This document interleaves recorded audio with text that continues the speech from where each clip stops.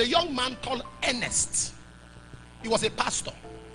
He left his wife with 4 children and moved to his secretary's house and began to stay there. The wife cried. I didn't want to attend to her because she herself was a stubborn person. So I kept quiet. But when she began to narrate, he abandoned church. Sunday morning, Priscilla will say to Ernest, sit here like Dundee. He won't move. Abandoned church. When I heard abandoned church, that got to me. I said, abandoned church?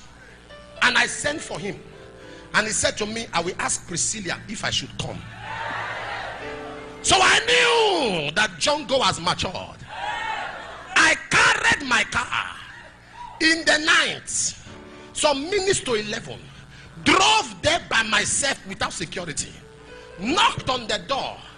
The girl came out and I said, I want to see Ernest.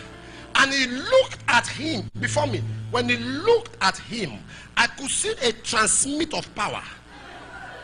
And the boy changed. He came out and said, yes sir, what can I do for you? I said, me. I said, enter the car. He said, I said, enter the car. Wait, you have not heard anything. Wait.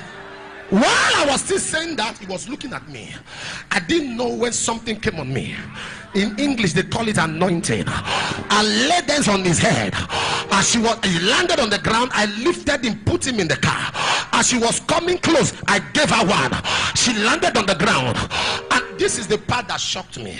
I drove to my office some minutes to 12. As I was ministering to him, she appeared in my office. I'm not saying spirit, physically she appeared. I was standing to pray for him, but as soon as she appeared, I sat down. I say, if you think this is going to shock me, it's nothing. We have what we call Philip's anointing. We disappear and appear. So it is nothing at all to us. We prayed and she began to throw up and disappeared. That was how the young man's ministry was restored. Marriage restored, children restored, church restored. A young man with an outstanding call, but there was the presence of diabolism.